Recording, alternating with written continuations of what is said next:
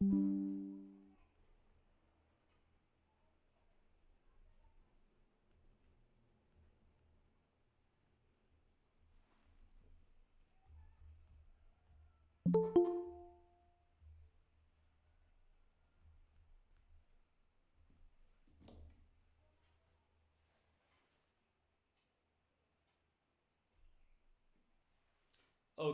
Okay guys, तो देखिए अभी तक हमने क्या क्या टॉपिक्स डिस्कस किए हैं सर्विस क्लाउड के अंदर। ठीक है, एक बार इसे रिवाइज कर लेते हैं। Service cloud,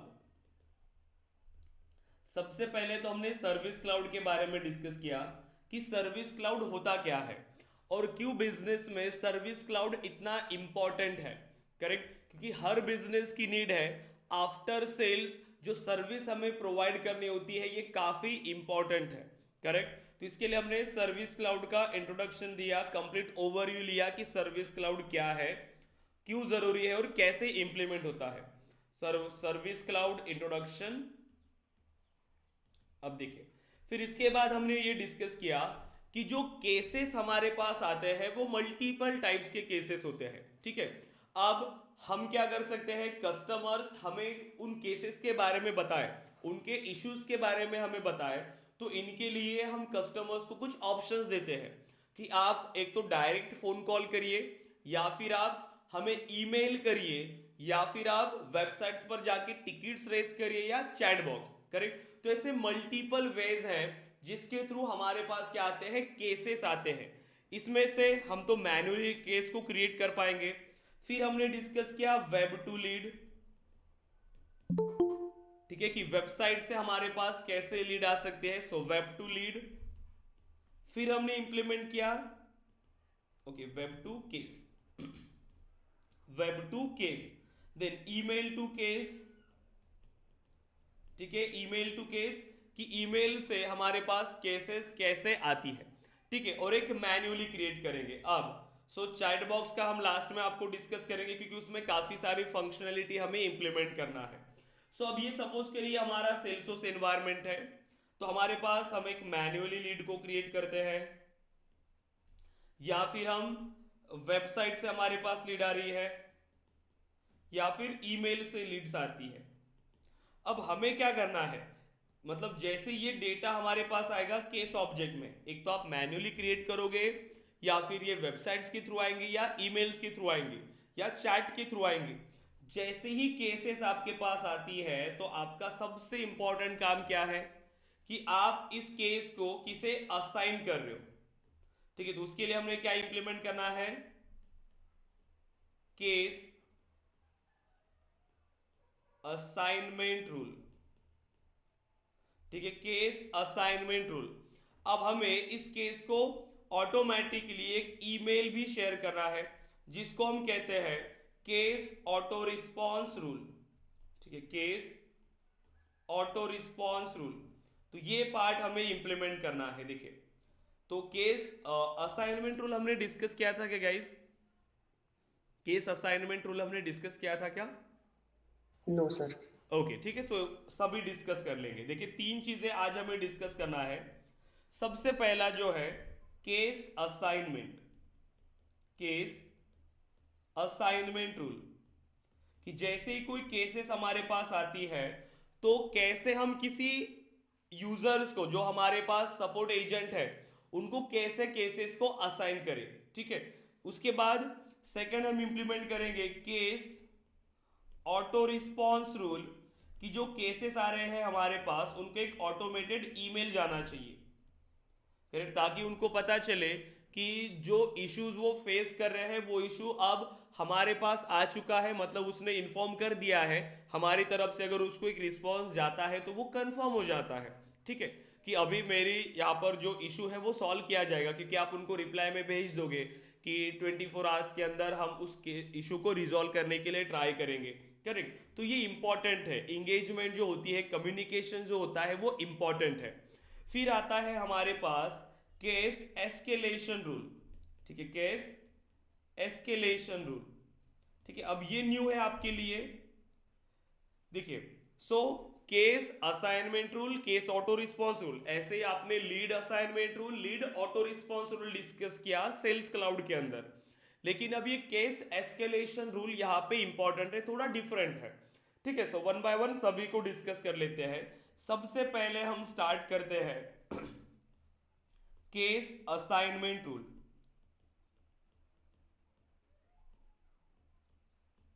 case assignment rule. अब केस असाइनमेंट रूल का मीनिंग क्या है?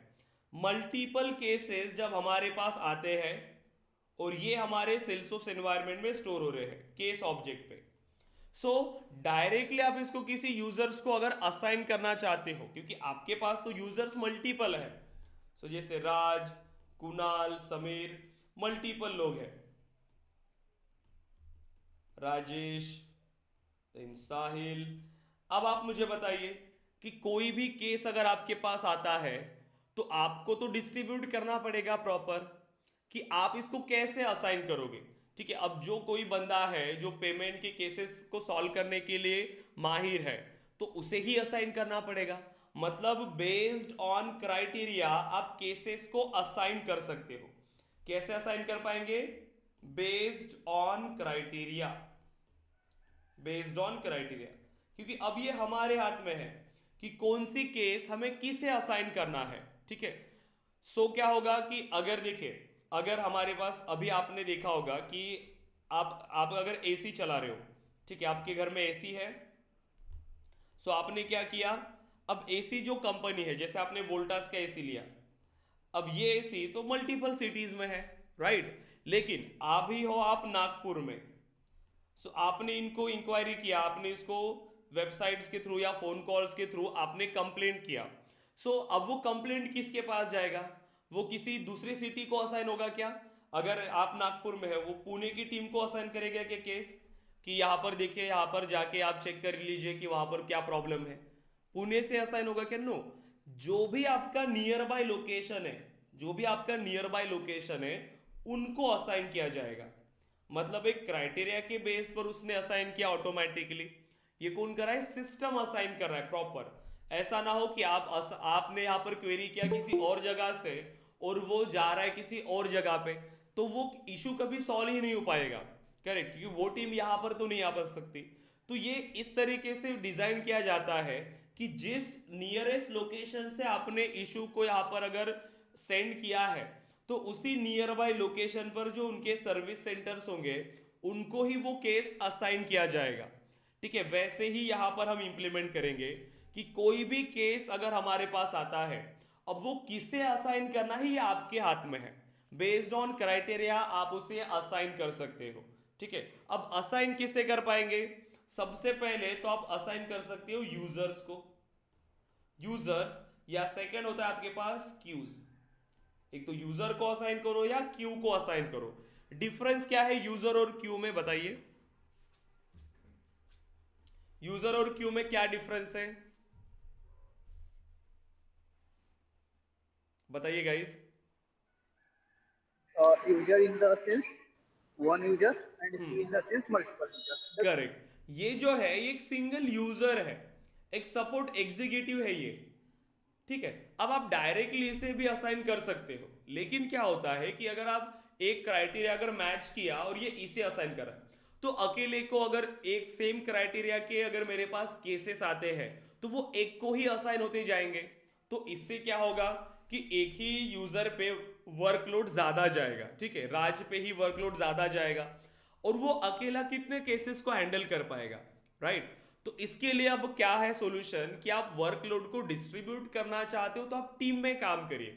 आप टीम में काम करिए और इक्वली वर्क को आप डिस्ट्रीब्यूट करिए, ताकि ना आपकी कोई लीड, आपकी जो केस है वो कहीं वेटिंग पे ना रहे, मतलब वो काम भी उस पर होता रहेगा। और जब तक कोई यूजर फ्री नहीं होता तो एक पर्टिकुलर क्यू में वो होल्ड होके भी रहेगा। तो क्यू में क्या होते हैं, हम मल्टीपल यूजर्स बनाते हैं। अब सपोज करिए ये सभी क्यू के मेंबर है, ये मैंने क्यू बनाया, अब को जो भी नाम देना है आपको इस क्यू को वो नाम आप दे दीजिए। तो जैसे ही केस आएगा, हमने क्राइटेरिया डिफाइन किया, अगर पेमेंट रिलेटेड है, उन्होंने जहां पर भी अगर कुछ इंप्लीमेंट किया तो कुछ कीवर्ड्स होते हैं। अगर वो ईमेल कर रहे हैं या कुछ भी डिस्क्रिप्शन वो लिखेंगे अपने इशू के बारे में तो डिस्क्राइब करेंगे वो। अगर मुझे वहां पर मिलता है पेमेंट, कि वो पेमेंट के बारे में बात कर रहे हैं, क्योंकि ये हम क्राइटेरिया कुछ भी लिख सकते हैं अपने मन से।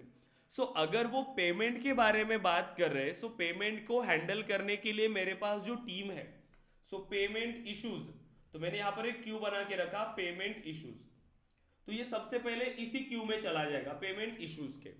अब इस टीम में मेरे पास ये 4 या 5 लोग अगर काम कर रहे हैं, तो जब तक वहां से कोई फ्री नहीं हो जाता, ठीक है, वो क्यू में रहेगा।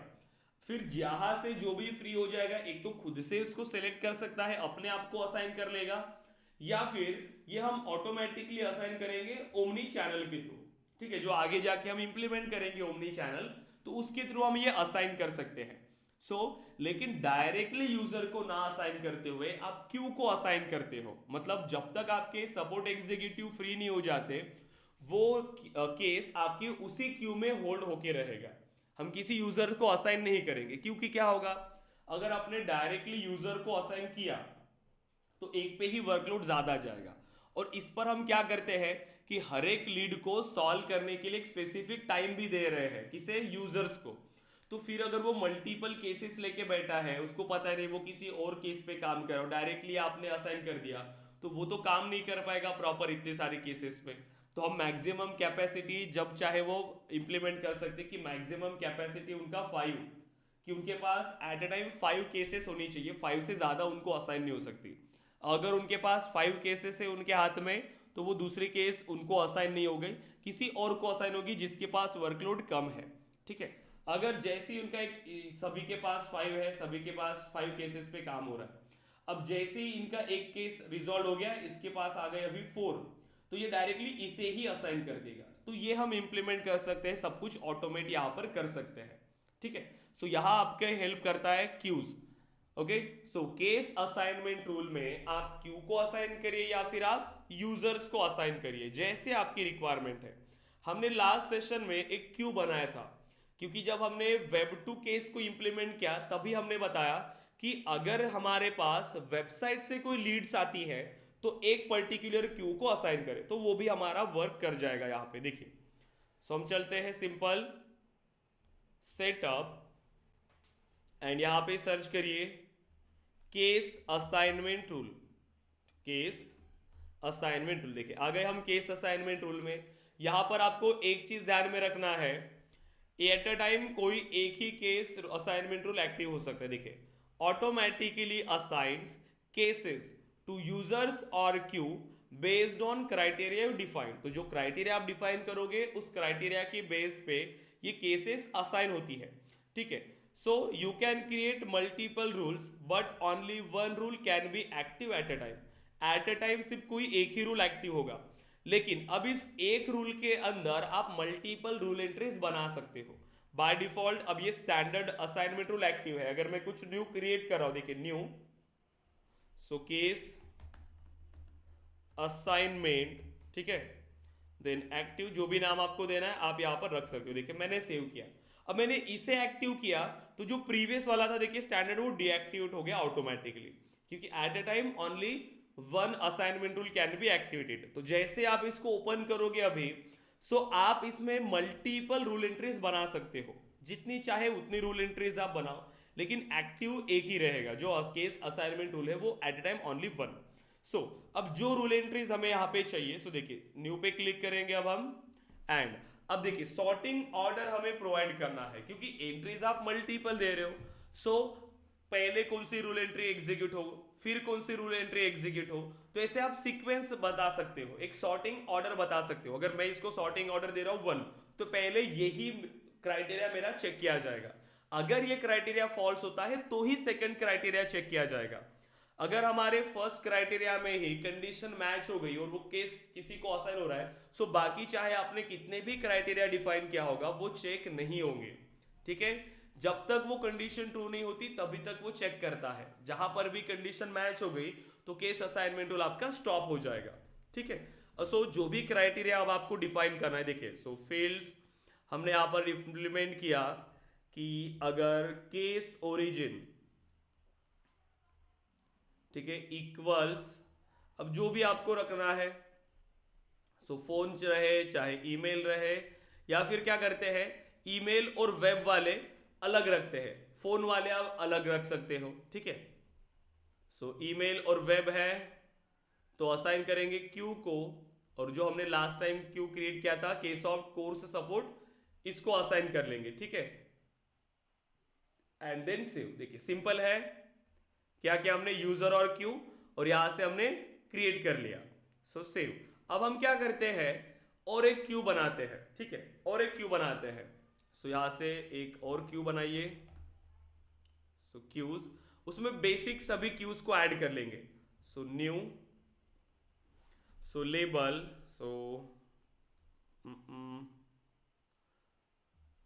सो फोन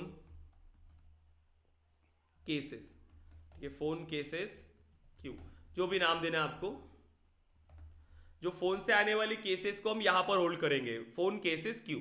सो फोन से जो डायरेक्ट आ रही है हमारे पास, तो उनके लिए हमने डिफरेंट टीम रखा है, ठीक है। तो ये भी हम बनाएंगे केस ऑब्जेक्ट के लिए। सो ऐड, एंड सिंपली जितने यूजर्स आपको ऐड कराने हैं उतने यूजर्स को आप ऐड कर दोगे, देखिए, एंड सेव। सो अब जैसे हमारे पास केसेस आएंगे ऑटोमेटिकली हम उनको असाइन करेंगे। देन केस असाइनमेंट, ठीक है। सो देखिए अगेन केस असाइनमेंट रूल। सो केस असाइनमेंट, अब दूसरी रूल एंट्री यहां पर क्रिएट करेंगे। देखिए सो न्यू, अब ये सॉर्टिंग ऑर्डर 2, अब ये सेकंड चेक किया जाएगा कि अगर केस ओरिजिन इक्वल्स, अगर फोन है, केस ओरिजिन अगर फोन है, सो आप असाइन करो क्यू को, और क्यू हमने बनाया फोन केसेस क्यू, ठीक है, एंड सेव। देखिए अब ये हो गया हमारा केस असाइनमेंट रूल। तो जैसे ही हमारे पास कोई केसेस आएंगे ऑटोमेटिकली ये असाइन होगी किसे, इन क्यूज को, जैसे हमने क्रिएट किया है। देखिए अगर आप एक केस अगर चाहो तो आप एक क्रिएट कर लो, जैसे हम क्रिएट कर लेते हैं, हमारे पास वेबसाइट से हमने क्यू जो बनाया था केसेस, उसको क्रिएट कर लेते हैं। Okay, case of web to case, इसको ओपन करिए एक बार, एंड एक डेटा यहां पर क्रिएट करके देखते हैं। सो कॉन्टैक्ट नेम, सो सलमान, ठीक है, then salman@gmail.com, phone number, subject, ठीक है, यही सब ऐड कर लेते हैं। डिस्क्रिप्शन सेम, कंपनी ABC, ठीक है। तो एक नई केस हमने क्रिएट किया। अब इसका केस ओरिजिन क्या हो जाएगा, ये वेबसाइट। सो वेबसाइट्स अगर है तो इसको हमने कहा असाइन किया हुआ है, किसके लिए असाइन किया हमने इसे, Ksoft कोर्स सपोर्ट, यही नाम से हमने क्यू बनाया था। देखिए तो जैसे अब हमने इस केस को क्रिएट किया, देखिए ये माई केसेस यहां पर है हमारे पास, and again so my cases, refresh और चेक करिए, सलमान नाम से हमारे पास एक केस आ गई होगी। एक मिल गया इंस्टॉलेशन इश्यू, नहीं ये तो नहीं है, ये ओल्ड वाली है।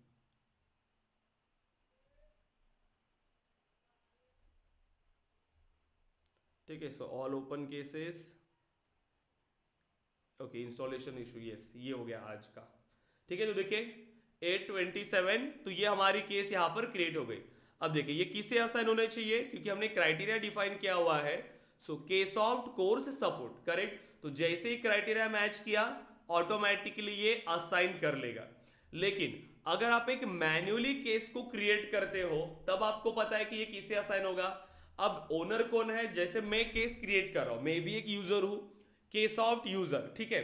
अब मैं अगर केस को क्रिएट कर रहा हूं तो यहां पर हमारे पास दो ऑप्शंस है, लेकिन जब हमारे पास कहीं आउटसाइड से केसेस आ रही है तो उसके लिए हमारे पास ऑप्शन नहीं होता, वो डायरेक्टली केस असाइनमेंट रूल जो आपने इंप्लीमेंट किया उसी के बेस पर वो असाइन कर लेगा।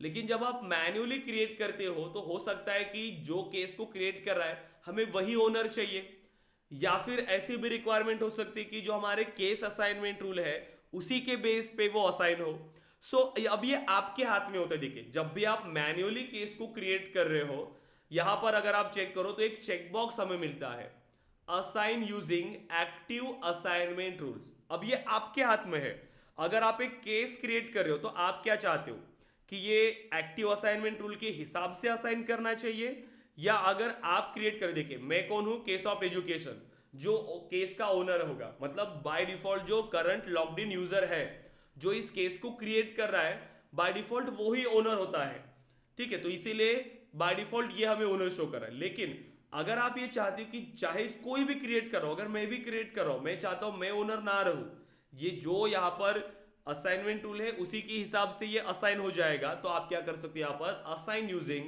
Active assignment rule. So contact name हम जो भी प्रोवाइड करना चाहे, देखिए आप सिंपली यहां पर डेटा प्रोवाइड कर लीजिए। लेकिन सबसे इंपॉर्टेंट क्या है, केस ओरिजिन। अब केस ओरिजिन मैंने रखा फोन, एंड बाकी डिटेल्स यहां पर मेंशन कर लेते हैं, सब्जेक्ट टेस्टिंग, ठीक है, एंड वेब नेम टेस्ट।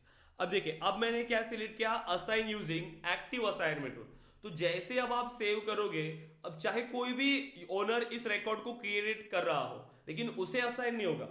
जो भी एक्टिव असाइनमेंट रूल्स है ये उसी के हिसाब से ये असाइन कर देगा। देखिए जैसे आपने सेव किया, अब देखिए तो इसका डिटेल्स में चेक करेंगे आप, देखिए आ गया फोन केसेस क्यू।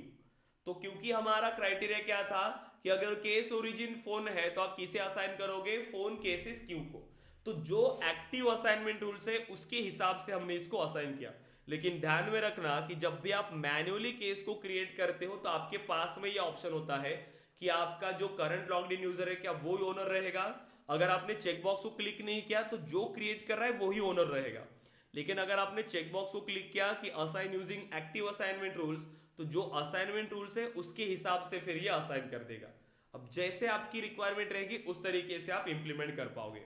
क्लियर है गाइस यहां तक? केस असाइनमेंट रूल क्लियर है सभी को?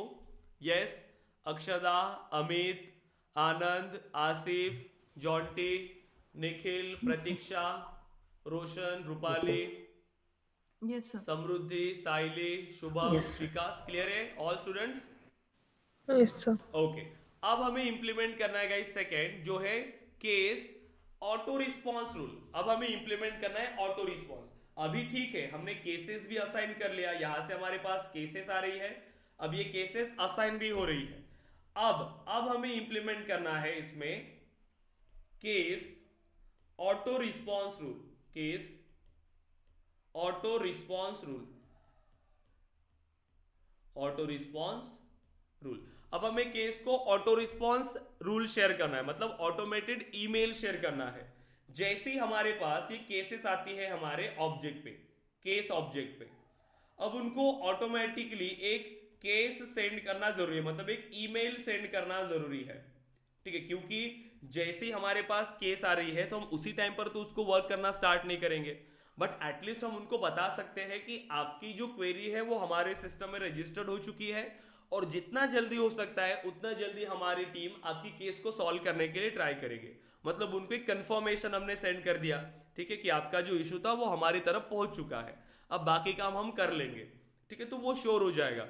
अदरवाइज आपने अगर उनको ऑटोमेटेड ईमेल नहीं शेयर किया तो वो बार बार अपनी क्वेरी सबमिट करता रहेगा कि मुझे तो कुछ रिस्पॉन्स ही नहीं आ रहा इनकी तरफ से, राइट। तो ये चीज होगी, इसीलिए ये ऑटोमेटेड ईमेल शेयर करना काफी इंपॉर्टेंट है, ठीक है। अब देखिए तो इसको शेयर कैसे करें, सिंपल है, सिंपली आप यहां पे सर्च करेंगे केस ऑटो रिस्पॉन्स रूल, ठीक है। सो यहां पर सर्च करिए केस ऑटो रिस्पॉन्स रूल, देखिए मिल गया हमें केस ऑटो रिस्पॉन्स रूल। अब so automatically determine which email templates to use when sending auto response messages for new cases, ठीक है। सो हमें यहां पर again auto response rule create करना है, सो न्यू। अब जो भी आपको नाम देना है केस को, so case auto response, case या फिर केस ऑटोमेटेड ईमेल, या फिर केस ऑटो, या फिर case first auto response, first auto response, जो भी आपको नाम देना है इसमें, क्योंकि ये कुछ भी आप दे सकते हो, क्योंकि मल्टीपल तो आप क्रिएट करोगे नहीं, क्योंकि एक्टिव तो एक ही होने वाला है। तो एक ही असाइनमेंट रूल क्रिएट करके वहां पर आप मल्टीपल रूल एंट्रीज बनाओगे, क्योंकि इसमें भी same criteria, eight a time only one rule, ठीक है। सो जैसे आप इसको क्लिक करोगे अभी, अब यहां पर आप रूल एंट्रीज बनाओगे, ठीक है। सो देखिए जितनी रूल एंट्रीज आप चाहो आप इंप्लीमेंट कर सकते हो, सो न्यू। अब तो यहां पर भी आप सॉर्टिंग ऑर्डर प्रोवाइड करो, सॉर्टिंग ऑर्डर 1।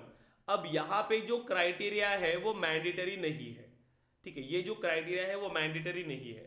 आप अगर चाहते हो कि जितनी भी केसेस आपके पास आ रही है, चाहे फिर उसका कोई भी क्राइटेरिया हो, आपको हर किसी को ये ऑटोमेटेड ईमेल शेयर करना है, तो बिना क्राइटेरिया बनाए आप सिंपली यहां पर क्या करो, ईमेल टेम्पलेट बना दो, तो वो ऑटोमेटिकली उनको ईमेल टेम्पलेट शेयर कर देगा बिना क्राइटेरिया को चेक किए, ठीक है। लेकिन अगर आपके पास क्या है कि मल्टीपल अगर आपके पास केसेस आ रही है, सो बेस्ड ऑन केसेस आप उनको डिफरेंट ईमेल देना चाहते हो। जैसे देखिए हमारे पास मल्टीपल टाइप्स के कस्टमर्स होते हैं। एक हो सकता है कि आपका कोई प्राइम कस्टमर है या फिर कोई नॉर्मल कस्टमर्स है, ठीक है। अगर नॉर्मल कस्टमर्स की तरफ से कोई केस आता है तो आप उनको डिफरेंट ईमेल टेम्पलेट देना चाहते हो। प्राइम कस्टमर्स की तरफ से अगर कोई आपको ईमेल आता है तो आप उनको दूसरा ईमेल टेम्पलेट देना चाहते हो, ठीक है। अगर आप डिफरेंट बिजनेस प्रोसेस के साथ वर्क कर रहे हो, डिफरेंट प्रोसेस के साथ, क्योंकि एक ही बिजनेस ऐसा होता है, कोई कोई बिजनेस देखिए, अगर मैं एक बड़ी कंपनी में काम कर रहा हूं, मतलब बड़ी ऑर्गेनाइजेशन है, ठीक है, एक बड़ी कंपनी है। अब इस बड़ी कंपनी में मल्टीपल लाइंस ऑफ बिजनेसेस है, वो मल्टीपल इसमें काम कर रहा है, तो यहां पर लाइंस ऑफ बिजनेसेस डिफरेंट होते हैं, इसका बिजनेस प्रोसेस बहुत डिफरेंट होता है, ठीक है। हर एक के लिए, हर एक लाइन ऑफ बिजनेस के लिए आपको यहां पर ये मैनेज करना पड़ेगा, ठीक है। उसका फ्लो डिफरेंट जाएगा। केसेस, ये जो केसेस आ रही है मल्टीपल रिकॉर्ड टाइप्स के बेस पर आ रहे हैं, मल्टीपल रिकॉर्ड टाइप्स कि किस टाइप की केस आ रही है मेरे पास, किस लाइन ऑफ बिजनेस की आ रही है, तो इनकी बिजनेस प्रोसेस डिफरेंट, इनकी बिजनेस प्रोसेस डिफरेंट, इनकी बिजनेस प्रोसेस, इसका इंप्लीमेंटेशन अलग है, इसका इंप्लीमेंटेशन अलग, इसका इंप्लीमेंटेशन अलग, तो ये मल्टीपल बिजनेस प्रोसेसेस हमारे पास होती है। अब एक ही कंपनी है जो मल्टीपल इंडस्ट्री में काम करी, मतलब कंपनी एक ही है लेकिन उनकी सर्विसेज डिफरेंट है, ठीक है, सर्विसेज डिफरेंट है, तो हर सर्विसेज के लिए उन्होंने डिफरेंट बिजनेस प्रोसेस को रखा है, ठीक है, डिफरेंट टीम को रखा है कि ये केस के लिए यहाँ पर डिफरेंट सपोर्ट टीम है, इस लाइन ऑफ बिजनेस के लिए यहाँ पर डिफरेंट टीम है, तो उसी के हिसाब से हमें यहाँ पर वर्क करना पड़ता है, ठीक है। तो यहाँ पर हम क्या करते हैं, फिर केसेस में रिकॉर्ड टाइप्स बनाते हैं और हर बिजनेस प्रोसेस के लिए फिर इंप्लीमेंट करते हैं। तो ये डिपेंड करता है कि आपकी बिजनेस रिक्वायरमेंट क्या है। बाकी रिकॉर्ड टाइप आपको पता है कि कैसे इंप्लीमेंट करना है, और रिकॉर्ड टाइप ऐसा है कि बहुत ही इंपॉर्टेंट यूज केस होता है। आप किसी भी एप्लीकेशन पे काम कर रहे हो, सेल्सफोर्स में, सेल्स में काम कर रहे हो या आप सर्विस में काम कर रहे हो, हर जगह पर आपको हेल्प करता है, ठीक है। तो ये क्राइटेरिया है जो आप इंप्लीमेंट कर सकते हो। लेकिन अगर हमें सभी के लिए कॉमन चाहिए तो मैं बिना क्राइटेरिया दिए ही इंप्लीमेंट कर सकता हूं कि जैसे हमारे पास कोई केस आएगी, चाहे वो वेबसाइट से आ रही है, कहीं से भी, तो मुझे एक ही ऐड करना है, सो और कुछ भी क्राइटेरिया रहे उसका। सो अब देखिए हमें क्या करना है, ऑटो रिस्पॉन्स ईमेल शेयर करना है। तो हमेशा अगर आप ईमेल शेयर कर रहे हो तो किस नाम से आपको शेयर करना है वो बताना पड़ेगा। तो हम देते हैं यहाँ पर केसॉफ्ट सपोर्ट के नाम से उसको ईमेल चला जाए, केसॉफ्ट सपोर्ट। अब किस ईमेल एड्रेस से जाना चाहिए, देखिए the sender email address must be either one of your verified organization wide email addresses or the email address in your Salesforce user profile. It must also be different from your email to case routing addresses. देखिए क्योंकि ये जो है ये no reply email होती है, ये जो होती है नो रिप्लाई ईमेल होती है, यहां से सिर्फ ऑटोमेटेड ईमेल जा रहा है, उस पर कोई रिप्लाई आएगा तो हमारा केस क्रिएट होने वाला है क्या इसमें। अगर ये जो मैं ईमेल यहां से करूंगा ऑटोमेटेड ईमेल है, तो उस पर अगर फिर से कोई ईमेल आए तो हमें केस क्रिएट करना है क्या, नो। इसीलिए ये डिफरेंट रखना है हमें, ईमेल टू केस वाली ईमेल से हमें डिफरेंट रखना है, ठीक है, हमेशा। अब तो एक तो क्या यूज कर सकते हो, जो आपके यूजर से, अब आपके एक एनवायरमेंट में 100 यूजर्स आपने क्रिएट किया, तो 100 यूजर्स आपने मल्टीपल ईमेल्स के थ्रू बनाए होंगे, और वो सभी ईमेल्स आपके इस ऑर्ग में वेरीफाइड है, वेरीफाइड है तभी आपके यूजर क्रिएट हुए। क्योंकि जब भी आप यूजर बनाते हो उस ईमेल पर सेल्सफोर्स क्या करता है, ईमेल शेयर करता है पासवर्ड जनरेट करने के लिए, तो वो ईमेल वेरीफाई हो जाता है, तो वो ईमेल आप यूज करो। या फिर क्योंकि इंडस्ट्री में डिफरेंट डिफरेंट ईमेल्स दिया जाता है सपोर्ट प्रोसेस के लिए, कि ये डिफरेंट के लिए, ये इसके लिए, ये इसके लिए, तो ऐसे मल्टीपल लाइंस ऑफ बिजनेसेस के लिए मल्टीपल ईमेल्स भी दिया हुआ होता है, ठीक है, हर प्रोडक्ट के लिए डिफरेंट ईमेल है। तो आप क्या करोगे, ये ऑर्गेनाइजेशन वाइड ईमेल एड्रेस को ओपन करिए एंड यहां पर जितनी ईमेल्स को आपको यूज करना है उतनी ईमेल्स को आप कॉन्फ़िगर करिए। लेकिन क्या करना पड़ेगा आपको, ऑटोमेटिकली इसको वेरीफाई करना पड़ेगा। देखिए, an org wide email addresses allows each users in a user profile to send emails using this address. तो कोई भी आप यूज करो ऑटोमेशन, ठीक है, ऑटोमेशन यूज करो तो यहां से ईमेल आपके चले जाएंगे। All messages use the same display name and email address. You can also designate an org-wide email addresses for unmonitored mailboxes that require a verified addresses। ठीक है, तो ये सेम चीजें हैं जो भी हम परफॉर्म करेंगे। आप कोई भी ईमेल एड्रेस यूज करो तो ये आप यूज कर सकते हो हर एक टेम्पलेट के लिए, ठीक है। जैसे क्योंकि हम चेंज कर पाएंगे, जो आपको यूज करना है वो एक बार अगर आपने इसमें वेरीफाइड किया तो आप इसको यूज कर सकते हो, ठीक है।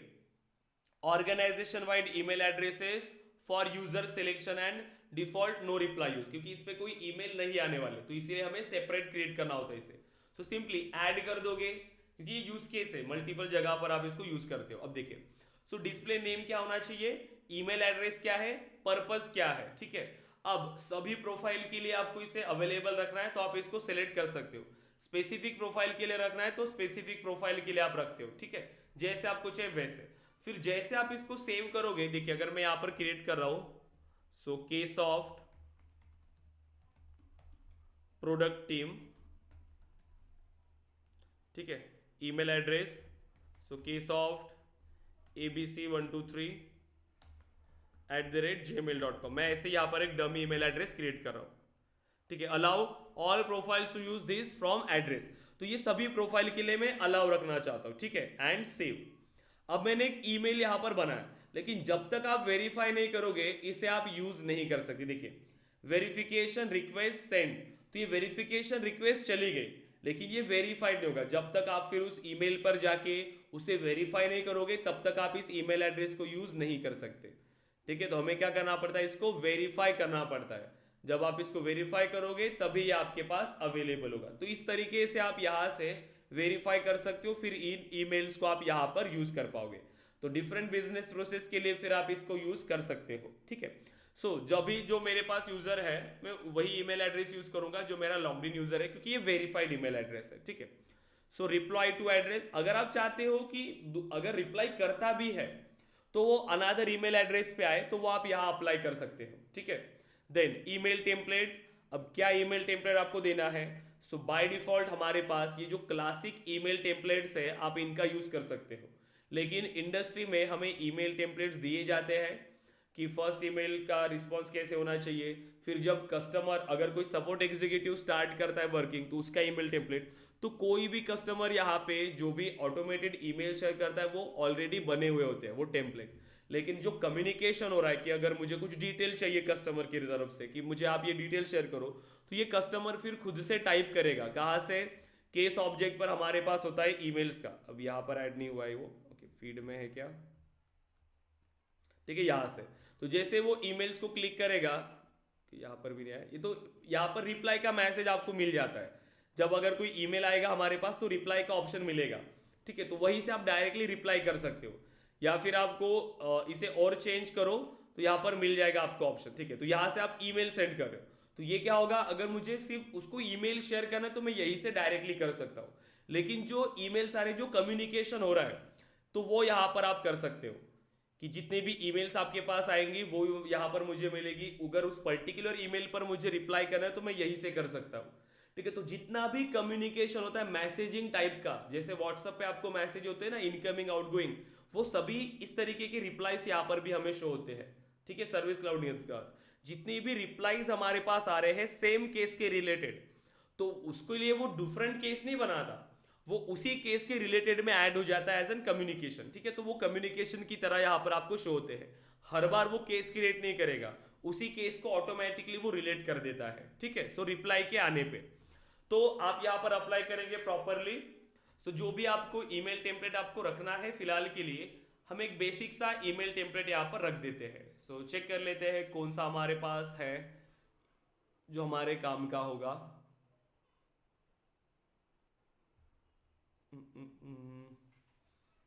ठीक है, सपोर्ट केस रिस्पॉन्स, तो इसी को ओपन कर लेते हैं। सपोर्ट केस रिस्पॉन्स,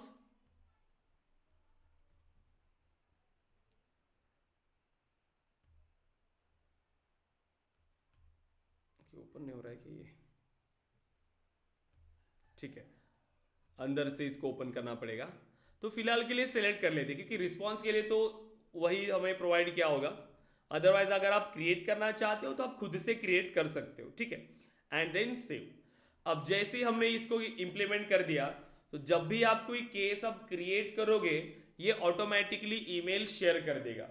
लेकिन अब एक चीज आपको ध्यान में रखना है, अगर हम एक मैन्युअली केस को क्रिएट करते हैं, अगर मैं यहां पर गया और मैंने यहां से एक न्यू केस को क्रिएट किया, ठीक है, सो ईमेल में हम ऐड करते, कोई भी एक ईमेल एड्रेस बताइए जो आपके पास लॉगिन है गाइस। रोशन तुपसुंदरे 888। रोशन टूप सुंदरे, हाँ, 888। Triple A, yes sir. A ऐसे 888। 8, ये ठीक है अभी। हाँ रोशन, क्लियर है, बराबर है क्या ये? हेलो रोशन, वेरीफाई करिए। हाँ सर बराबर। ओके, तो देखिए जैसे अब हम इसको क्रिएट कर रहे हैं, तो क्या लगता है आपको? अगर मैं ये क्रिएट कर रहा हूं, देखिए अब मैं अगर असाइनमेंट रूल नहीं कर रहा हूं, ठीक है, रिक्वायर्ड है, ठीक है। अब अगर मैंने assign using active assignment rule नहीं किया, केस ओरिजिन मैंने रखा फोन, तो आपको क्या लगता है अब इसका केस का ओनर कौन मिलेगा हमें? केस ओरिजिन मैंने फोन रखा, लेकिन मैंने चेकबॉक्स पे क्लिक नहीं किया, तो यहां पर इसका ओनर कौन मिलेगा? जिसने क्रिएट किया, हाँ यस शुभम, जिसने क्रिएट किया है वही रहेगा। क्योंकि हमने करेक्ट, tick जो box को- क्रिएट कर रहा है वही रहेगा, क्योंकि हमने यहां पर असाइनमेंट रूल के थ्रू हम असाइन कर रहे हैं क्या? नो। लेकिन अब हमारा क्वेश्चन क्या था मेन, कि हम ईमेल यहां पर सेंड कर रहे हैं। तो मेरा क्वेश्चन ये है कि अगर मैं यहां से कोई केस क्रिएट कर रहा हूं, मेरा केस क्रिएट हुआ, ओनर भी मुझे कौन मिलेगा? ये, ठीक है, case owner, case of education जिसने क्रिएट किया। अब मुझे बताओ, जो मैंने ईमेल टेम्पलेट दिया, कि वो ईमेल टेम्पलेट आपको जाएगा या नहीं जाएगा, बताइए। ईमेल शेयर हुआ होगा या नहीं?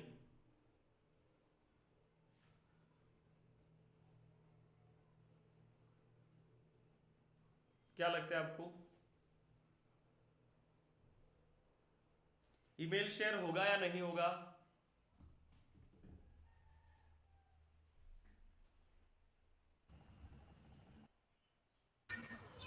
हो जाएगा सर।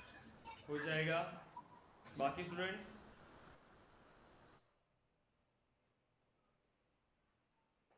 रोशन, रिसीव हुआ क्या आपको? No sir. वो आपको सेंड नहीं होगा, क्योंकि auto response rule manual case के लिए वर्क नहीं करता है। जो ऑटो रिस्पॉन्स रूल हमने बनाया, वो मैनुअल क्रिएशन पे सपोर्ट नहीं करता है, बाय डिफॉल्ट नहीं करता। ये पता होना चाहिए गाइस आपको, इंटरव्यूज में क्वेश्चन पूछते हैं, बाय डिफॉल्ट वो मैनुअल केस क्रिएशन पर सेंड नहीं होता। आपने वेब टू लीड इंप्लीमेंट किया था ना, वेब टू लीड, फिर उसके बाद हमने क्या किया, के लीड ऑटो रिस्पॉन्स रूल भी इंप्लीमेंट किया। सो आप बताओ, केस जो लीड ऑटो रिस्पॉन्स रूल हमने इंप्लीमेंट किया, तो वो मैन्युअली लीड पे सेंड हो रहा था क्या? No sales sir. क्लाउड में तो हमने डिस्कस किया था ना इसे, वो सिर्फ वेब टू केस के लिए ही सपोर्ट करता है। तो वैसे ही यहां पे भी सेम है, वो अगर आपने ऑटो रिस्पॉन्स रूल किया तो वो मैनुअल क्रिएशन पे सपोर्ट नहीं करता है। लेकिन अगर आप चाहते हो कि ये सभी के लिए करे, तो उसके लिए थोड़ा सा हमें कोड लिखना पड़ता है ईमेल मैसेज के ऊपर, और वहां से हमें एक फंक्शनलिटी को चेंज करना पड़ता है कोडिंग के थ्रू, तो फिर ये सेंड करता है। आप चेक करना, अभी आपके लिए टास्क लिख के रखिए गाइस, जितना भी मैं डेली आपको टास्क दे रहा हूं वो लिख के रख रहे हो या नहीं, इसके सॉल्यूशन एटलीस्ट आपको फाइंड करके रखने हैं, गूगल पे सर्च करने की आदत डाल दीजिए। ये ऐसे है जो रियल टाइम यूज केसेस है, जो हमने एक्चुअल में काम किया है और ऐसी चीजें हमने फेस किया हुआ है, ठीक है। तो ये लिख के रखिए, ये रियल टाइम यूज केसेस है। अब जितना फाइंड आप कर सकते हो, फिर गूगल पर उसका सॉल्यूशन फाइंड करते रहिए, लेकिन लिख के रखिए जो भी टास्क मैं आपको दे रहा हूं डेली। तो क्या करना है, अभी आपको इसका सॉल्यूशन फाइंड करिए कि अगर मुझे केस ऑटो रिस्पॉन्स रूल को मैन्युअली क्रिएशन पर अगर मुझे फायर करना है तो कैसे कर सकते हैं। क्लियर है? क्वेश्चन क्लियर हुआ आपको? बताइए। गाइस क्वेश्चन Clear है, क्लियर sir. है? यस और नो? प्लीज आंसर करिए जल्दी. क्लियर है सर. ओके देन ठीक है, तो लिख के रखिए उसे. अब देखिए, अब हमने यहां पर केस असाइनमेंट रूल के बारे में डिस्कस किया, केस ऑटो रिस्पॉन्स रूल के बारे में डिस्कस किया. अब हमारे पास है केस एस्केलेशन रूल. ठीक है, सो केस एस्केलेशन रूल. अब ये थोड़ा सा नया है आपके लिए, क्योंकि केस असाइनमेंट या फिर केस ऑटो रिस्पॉन्स ये थोड़ा सा मिलता जुलता था आपके लिए, क्योंकि आपने इंप्लीमेंट किया है उसे ऑलरेडी वेब यहाँ पर लीड के लिए. ठीक है, लीड के लिए आपने कुछ चीजें यहाँ पर इंप्लीमेंट किया था. सो अब हमें इंप्लीमेंट क्या करना है? अब हमें इंप्लीमेंट करना है, देखिए यहाँ पर केस एस्केलेशन रूल. तो ये एस्केलेशन रूल क्या करता है? अगर मेरे पास मल्टीपल केसेस आती है, ठीक है, केसेस आती है और हम क्या करते हैं, उसको असाइन करते हैं. तो केस क्रिएट होता है सबसे पहले, केस क्रिएटेड.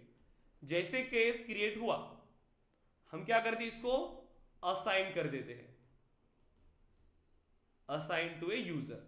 हमने यूजर को असाइन किया, राइट? यही हमारा काम है. केस क्रिएट होगा, यूजर को असाइन होगा. अब तो यहां पर दो चीजें हैं. एक तो ये जो काम कर रहा है, जो आपका सपोर्ट एग्जीक्यूटिव है, एक तो ये केस को रिजॉल्व करेगा. अब इसमें दो पॉसिबिलिटीज है. देखिए, अगर इसने रिजॉल्व कर लिया यस, तो ये केस क्या हो जाएगी, क्लोज हो जाएगी. केस यहां पर क्लोज. बट इन केस इससे अगर ये केस रिजॉल्व नहीं हुआ तो क्या होगा? अब तब हम क्या करते हैं, इसको एस्केलेशन रूल वर्क करता है. तब यहां पर वर्क करता है आपका escalation rule. Escalation rule. Case तो क्रिएट हो गया, केस आपने असाइन भी कर लिया, लेकिन अगर वो जो आपका सपोर्ट एग्जीक्यूटिव है वो कैपेबल नहीं है इस केस को रिजॉल्व करने के लिए, तो क्या होगा? तो आप यहां पर वर्क करेगा केस एस्केलेशन रूल, कि अगर उसने काम ही स्टार्ट नहीं किया और उसको वो रिजॉल्व ही नहीं कर पाया, मतलब हमारे पास एक टाइम ड्यूरेशन होता है. एक टाइम ड्यूरेशन होता है. अगर ये उस स्पेसिफिक टाइम के अंदर रिजॉल्व नहीं होता है तो हम क्या कर सकते हैं, यहां पर उसको एस्केलेट कर सकते हैं. ये इंटरव्यू में आपको पूछा जाएगा, क्योंकि बाकी चीजें तो बेसिक है जो सेल्स क्लाउड के अंदर भी आपने इंप्लीमेंट किया है, लेकिन ये चीज थोड़ा सा न्यू है. तो आपको एस्केलेशन रूल्स के बारे में पूछते हैं इंटरव्यूज में कि एस्केलेशन रूल क्या है. सो एस्केलेशन रूल क्या है? If A case is unresolved within a particular time frame,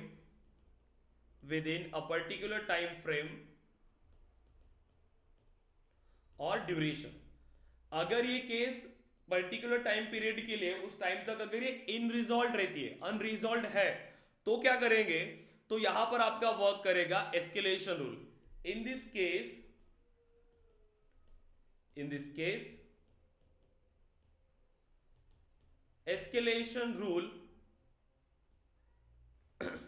the case escalates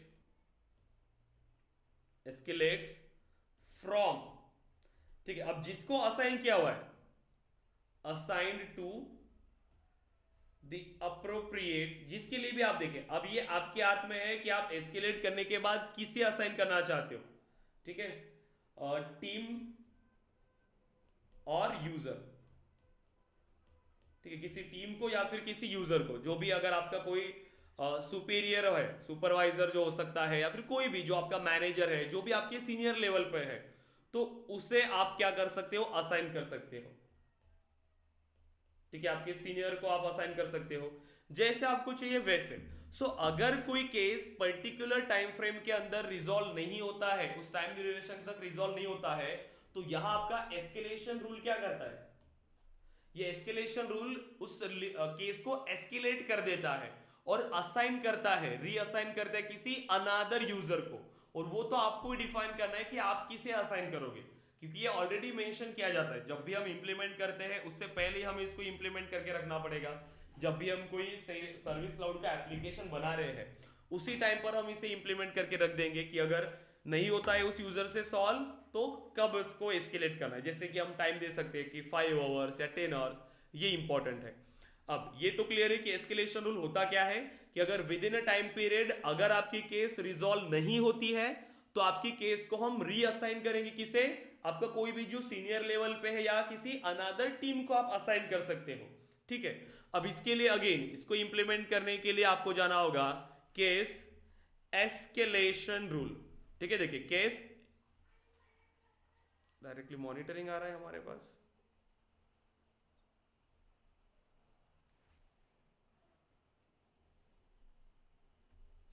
so escalation, ठीक है, एस्केलेशन रूल्स तो ध्यान में रखना केस एस्केलेशन से नहीं आएगा, ये सिर्फ एस्केलेशन रूल से आएगा, केस एस्केलेशन से मॉनिटरिंग। ठीक है, सो एस्केलेशन रूल्स। देन अब इस एस्केलेशन रूल्स में आप डिफाइन कर सकते हो, देखिए automatically determine when cases should escalate and what actions to take. तो ये ऑटोमेटिकली डिटरमाइन करेगा कि कब इसको एस्केलेट करना है, लेकिन क्रिएट तो आप ही करोगे सबसे पहले।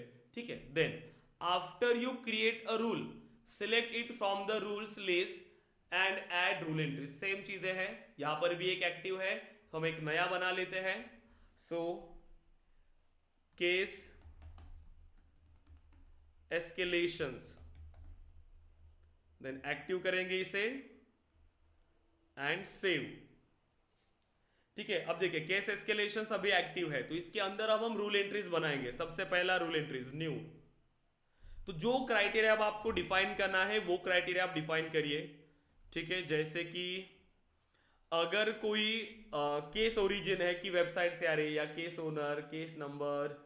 ठीक है, तो कोई हमारे पास मल्टीपल फील्ड्स हो सकती है जिसके थ्रू हम ये आइडेंटिफाई कर पाएंगे कि ये हमारी प्राइम है केस। मतलब अगर केस प्रायोरिटी अगर हाई है, सपोज करें कि प्रायोरिटी हमारे पास फील्ड होगी एक केस प्रायोरिटी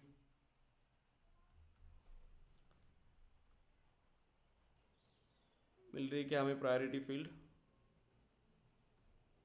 यस, प्रायोरिटी। अगर प्रायोरिटी अगर हाई है, इसकी प्रायोरिटी अगर हाई है कि ये जल्दी हो जाना चाहिए था लेकिन फिर भी उस टाइम इंटरवल तक इस केस को आपने रिजॉल्व नहीं किया, तो फिर ये किसी सुपर जो आपके पास सीनियर लेवल पे है, ठीक है, या फिर किसी अनादर टीम को जो जल्दी से केस को सॉल्व करने के लिए कैपेबल है, ऐसे लोगों को फिर हम असाइन कर देंगे। ठीक है, सो कंडीशन क्या दिया मैंने, ये एंटर कब होगा, क्योंकि देखिए हमने क्या कहा कि टाइम इंटरवल आपको देना है।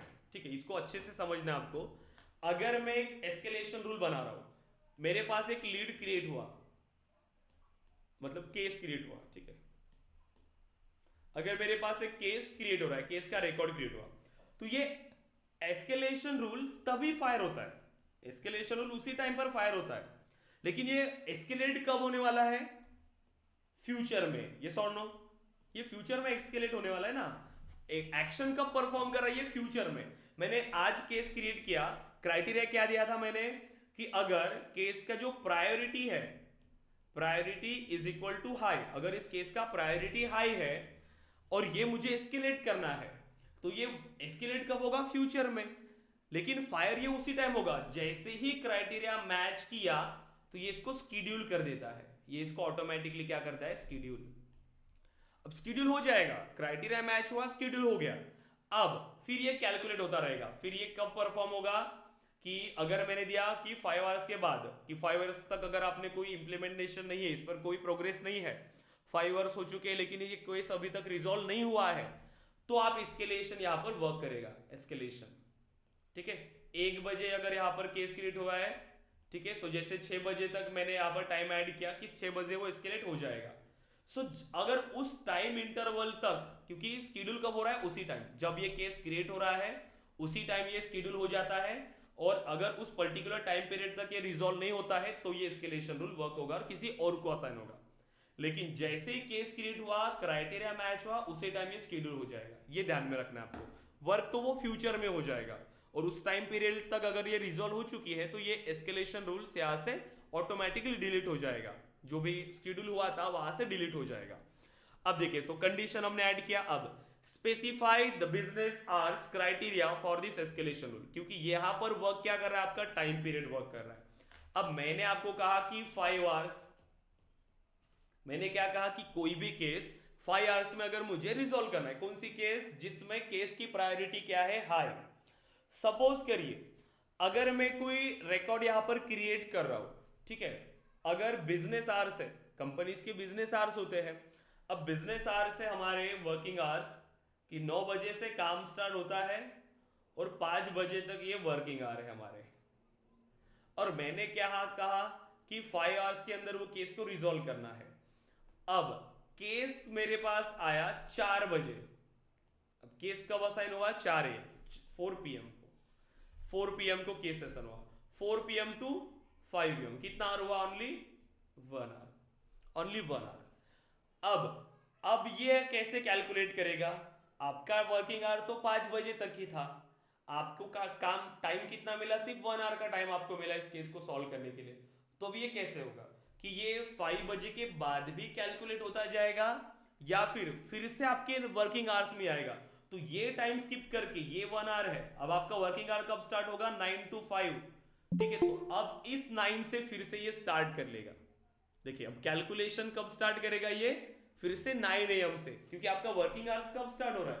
अब 9 AM से आपका वर्किंग आवर्स स्टार्ट हो रहा। अब यहां से फिर ये आपका टाइम कैलकुलेट करना स्टार्ट करेगा। यहां कल तक 1 आवर था, कल आपको 1 आवर का टाइम मिला, बाकी टाइम अब यहां पर आपको मिला। लेकिन ये डिपेंड करता है कि आप क्या चाहते हो, ठीक है, क्योंकि जब हम एस्केलेशन रूल बनाते हैं उसी टाइम आपको डिफाइन करना पड़ेगा इसे। देखिए ignore business hours, business hours अगर आपने इग्नोर किया तो क्या करेगा? ये कैलकुलेट करेगा, तो ये उसी टाइम पर कैलकुलेट हो जाएगा। मतलब अगर 5 बजे तो 5 to 6, फिर क्या करेगा ये 6 to 7, 7 to 8, 8 to 9, कितना हुआ यहाँ पर? ये 1 आवर, ये 1 आवर, 3, 4 और ये 5, मतलब 9 बजे तक, ठीक है। अब 9 बजे उसका एग्जैक्ट टाइम आ गया 9 PM। अब 9 PM को ये एस्केलेट हो जाएगा। देखिए अगर आपने बिजनेस आवर्स को यहां पर क्या किया? स्किप किया, बिजनेस आवर्स को आपने इग्नोर किया, तो वो कंसीडर ही नहीं करेगा, वो सीधा कैलकुलेट करता जाएगा, जो भी टाइम फ्रेम है उसको वो कैलकुलेट करता जाएगा। लेकिन एक्चुअल में हमें ये टाइम मिला क्या काम करने के लिए? तो आइडियली तो ऐसा नहीं होना चाहिए था, ठीक है। अगर आप 24 आवर्स वर्क कर रहे हो तो आप बिजनेस आवर्स को इग्नोर कर सकते हो, क्योंकि वहां पर बिजनेस आवर्स का कोई फायदा नहीं होगा, तो हमें यहाँ पर सिलेक्ट करना पड़ता है। लेकिन अगर आप ये चाहते हो कि नहीं, यहाँ पर मुझे 1 आवर मिला, अब मेरा शिफ्ट स्टार्ट होगा अगेन 9 to 5, तो यहां से फिर वो रिकैलकुलेट करना स्टार्ट करेगा 9 बजे से, फिर 9 to 10, तब आपके हो जाएंगे 2 आवर्स ऐसे। तो आप यहां पे डिफाइन कर सकते हो कि आपका वर्किंग कैसा चाहिए आपको, ठीक है। So use business hours specific on the case, तो हर केस के लिए फिर आप बिजनेस आवर्स को भी सिलेक्ट कर सकते हो या फिर सेट बिजनेस आवर्स। तो जो बिजनेस आवर्स है आपके, ठीक है, अभी तक एक स्टैंडर्ड तो होगा ही हमारे पास, स्टैंडर्ड बिजनेस आवर्स। देखिए तो एक डिफॉल्ट होता है, लेकिन अगर आप चाहते हो कि क्रिएट करो तो कुछ नहीं करना आपको। यहां पर देखिए तो सिंपली सर्च करिए बिजनेस आवर्स, ठीक है। सो बिजनेस आवर्स में जाएंगे कंपनी सेटिंग्स में, और बिजनेस आवर्स को आप क्रिएट करोगे। सो न्यू बिजनेस आवर्स अगर आप चाहते हो, सो बिजनेस आवर्स नेम, सो सपोर्ट टीम, ठीक है, बिजनेस आवर्स जो आपको चाहिए वैसे।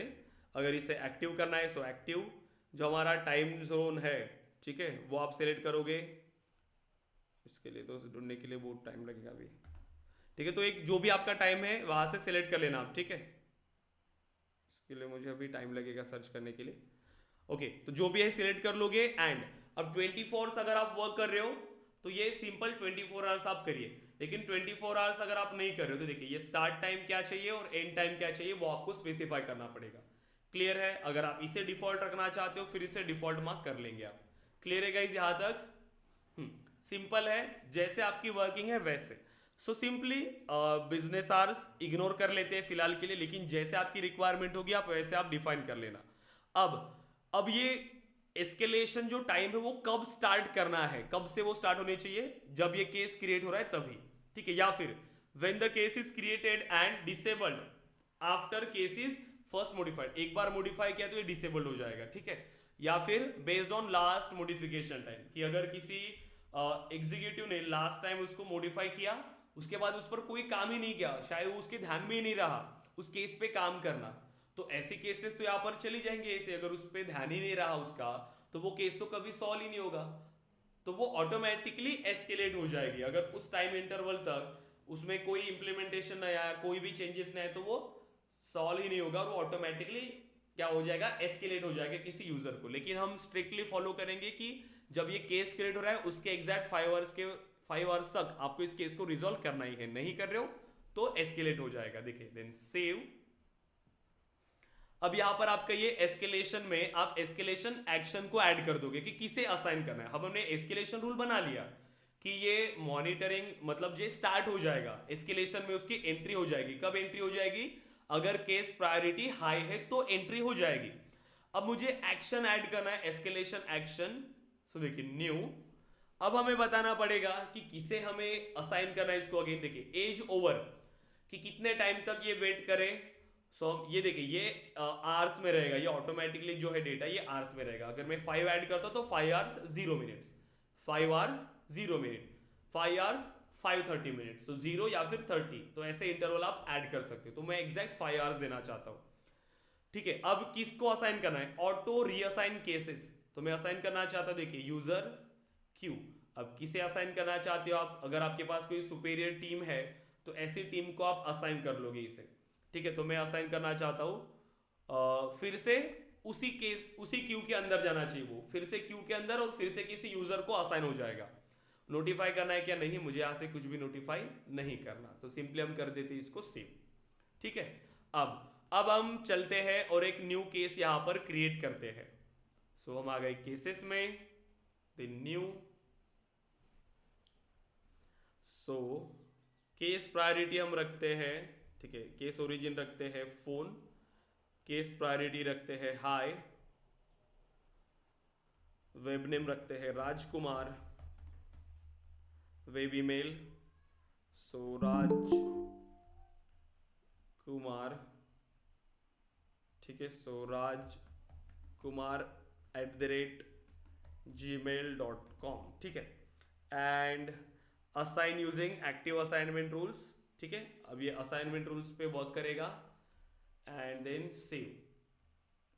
ठीक है, असाइन हो गई, केस क्रिएट हो गया, एस्केलेशन स्टार्ट हो जाएगा। जल्दी भी किसे ही असाइन हो रहा है ये, सो देखते हैं अभी केस मॉनिटरिंग में। सो केस एस्केलेशंस, देखिए केस एस्केलेशन, जैसे केस क्रिएट हुआ, क्राइटेरिया मैच हुआ, वो स्केड्यूल हो जाना चाहिए। सर्च करते यहां पर केस एस्केलेशन, देखिए आ गया केस एस्केलेशंस। ठीक है 1, अभी रोल एंट्री 1, पहली रोल एंट्री आ गई। ये देखिए केस टू एस्केलेट, केस का नाम देखिए 1034, जो हमने केस अभी क्रिएट किया, यही केस हमने क्रिएट किया 1034, केस की एंट्री हो गई एस्केलेशन रूल्स के अंदर। देखिए तो अब एग्जैक्ट कब ये एस्केलेट होने वाला है, एडेड टाइम है 9/7, ठीक है, एग्जैक्ट 9/7, लेकिन ये एस्केलेट कब हो जाएगा 2/7 को, मतलब एग्जैक्ट 5 आवर्स के बाद ये ऑटोमेटिकली एस्केलेट हो जाएगा। ठीक है, क्या हो जाएगा, ऑटोमेटिकली एस्केलेट। ठीक है, अब आप क्या करना, 3 या 4 ऐसे केसेस रखना जो आप एस्केलेट कर रहे हो। ठीक है, एस्केलेशन रूल में ऐड कर दो। फिर आप क्या करो, ट्राई करो कि उस केस को डिलीट करने के लिए ट्राई करो, या फिर उस केस को रिजॉल्व कर दो, या फिर किसी केसेस को एस्केलेट होने दीजिए। मतलब 5 आवर्स का टाइम ना लेते हुए, सपोज करिए कि आप 1 आवर का टाइम ले लो, 1 आवर के टाइम में उसको एस्केलेट कर दो और फिर चेक करो कि वो ऑटोमेटिकली सच में एस्केलेट होता है या नहीं। ठीक है, अब देखिए, अब ये सपोज करिए ये असाइन कर दिया हमने केसॉफ्ट नाम के यूजर को।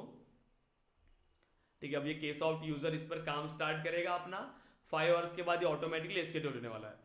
अगर मैं इस केस को करता हूं resolve, case is resolve and save. So case resolve कर लिया इसने। अब चेक करते इसको, फिर से सर्च करिए, ये फिर से इसकी एंट्री दिखा रहा है हमें। अब ये कितने टाइम तक यहां पर रहता है तो ये आपको चेक करना है। ठीक है, केस रिजॉल्व कर लिया, ठीक है, लेकिन यहां पर ये कितने टाइम तक रहता है सर्च करना है आपको। ठीक है, क्लियर है, यहां तक कर पाएंगे। इसको वेरीफाई करना है आपको, सच में ये एग्जीक्यूट होता है नहीं होता, डिलीट करेंगे तो क्या होगा, इनएक्टिव करेंगे तो क्या होगा, ये आपको चेक करते रहना है गाइस। ठीक है, रिजॉल्व हो गई एंड क्लोज का तो ऑप्शन नहीं है, वो क्लोज के लिए तो बहुत टाइम लगेगा अभी हमें। ठीक है, सो ट्राई करेंगे इसको एस्केलेशन रूल में। क्लियर है गाइस, तो क्या क्या चीजें डिस्कस किया हमने आज, case assignment rule, case auto response rule and case escalation rule. Clear है, तीनों चीजें यहां तक आपको बताइए। अक्षदा, आनंद, बताइए guys, Asif, Jonty, Nikhil, Pratiksha, Roshan, Rupali, Samruddhi, Saili, Shubham, Vikas, yes guys. Yes, sir. Okay, तो तीनों आपको इंप्लीमेंट करना है। Case assignment, case auto response, case escalation rule. And अभी देखिए, अब हमारी सभी जो बेसिक रिक्वायरमेंट्स थी वो सॉल्व हो गई। मतलब केस आ रही है, केस असाइन हो रही है, यहां तक सब कुछ हुआ। अब हमें उस केस को प्रॉपरली मैनेज करना पड़ेगा। अब हमारे पास जो SLAs है, अब उनको स्टार्ट करना पड़ेगा कि इस पर्टिकुलर टाइम के अंदर कस्टमर को फर्स्ट रिस्पॉन्स जाना ही चाहिए। देन केस को प्रॉपरली असाइन करना है। अभी तो हम क्या कर रहे हैं, क्यू से मैन्युअली केस को असाइन कर रहे हैं, ठीक है। लेकिन अब हम ऑटोमेटिकली असाइन करेंगे ओमनी चैनल के थ्रू। तो कल से सेशंस थोड़े एडवांस लेवल के होंगे अगेन, तो आपको ज्वाइन करना है प्रॉपरली। मैं ये सभी सेशंस आपको आज इवनिंग तक ग्रुप पे सेंड कर दूंगा। जितने भी सेशंस हुए अभी तक हमारे, मैं सेशंस अपलोड कर दूंगा, ठीक है। और आपको ये ग्रुप पे मिल जाएंगे, और जो स्टूडेंट्स हैं सभी को आपको आपके पोर्टल पे मिल जाएंगे, ठीक है। हाँ शुभम, बोलिए। एक्चुअली मैं अभी तक ग्रुप में ऐड नहीं हुआ, मैंने नंबर्स दिए थे आपको। ओके, आपने मैसेज किया क्या मुझे? हाँ देखिए ना, मैंने मैसेज ड्रॉप किया है, उसी दिन तुरंत ओके मैसेज ठीक है, ड्रॉप मैं किया चेक था। करता हूँ एक बार और मैं आपको ऐड करा देता हूँ ग्रुप में, ठीक है। मैंने कल चेक चलेगा नहीं किया क्योंकि वीडियो आ होगा, जाएंगे। मैं आज क्योंकि ऐड वीडियो करा आएंगे दूंगा। तो मेरे। हाँ यस यस। जी क्योंकि वीडियो आ जाएंगे तो रहेंगे नहीं। और आपका जो एक क्वेरी था ना कि अपने को जैसे ऑनर चेंज करते हैं तो हाँ, ऑटोमेटिकली केस को न्यू टू असाइन करना था। Assign correct. कर लिया तो आपने? मैंने क्या किया उसको ट्रिगर, हाँ मैंने ट्रिगर लिख दिया, क्योंकि 3 लाइन का ही ट्रिगर लिखना था अपने को। केवल मैंने क्या हाँ, किया, बिफोर अपडेट लगा के और अच्छा, ट्रिगर लिख दिया। हाँ। और कंडीशन क्या लिखा आपने? एक मिनट मैं आपको कंडीशन बता देता हूँ। जब मैंने बिफोर अपडेट का यूज किया, हम्म, हेलो, ट्रिगर मैंने लिखा है बिफोर अपडेट पे। फिर मैंने क्या किया कि फॉर केस, उसके बाद ट्रिगर डॉट न्यू लिया। If C dot owner I D is not equal to trigger dot old map dot get, C dot I D से मैप करा के उसको, फिर ऑनर आई डी जैसे ही चेंज हुआ अच्छा, तो C dot status equal to assign. Okay. So hello, यहाँ पर तो एक दिक्कत आएगी जो अभी हमने किया एस्केलेशन में। हाँ इसमें क्या होगा कि यदि कोई भी केस असाइन तो हो रहा है, ऑनर चेंज करने के बाद वो इस्केलेशन की जगह असाइन चला जाएगा ईमेल में। हाँ, मतलब मैंने जो अभी कोड लिखा है। अभी मैं क्या करूँगा यहाँ पर, देखिए अभी क्योंकि आपने जो क्राइटेरिया लिखा, सो अब मैंने क्या किया यहाँ पर, ये रिजॉल्व मार्क किया। लेकिन यहाँ पर एस्केलेटेड का भी ऑप्शन है। अगर मेरा केस एस्केलेट होता है तो यहाँ पर क्या आना चाहिए, एस्केलेटेड आना चाहिए ना। आपने कंडीशन क्या लिखा, आपने प्रीवियस ओनर आईडी और नया ओनर आईडी दोनों को मैच किया। अपडेट हो रहा है, जैसे आपका डेटा अपडेट होगा मतलब केस अपडेट होगा।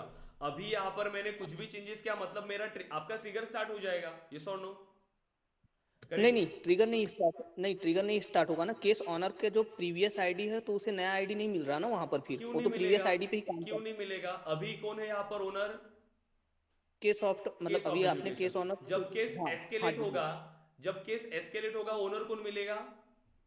और दूसरा मिलेगा। तो हाँ यहाँ पर हम एक कंडीशन लगा सकते हैं, नया कंडीशन लगा के अपने ही ट्रिगर में चेक कर लेंगे। इफ लगा के वहां पर क्या करेंगे, कंडीशन मैच कराएंगे कि यदि स्टेटस इक्वल टू इस्केलेट तो उसको चेंज नहीं करना है। हाँ, तो आप कर सकते हो वो काम, ठीक है, तब वो वर्क हम्म करेगा।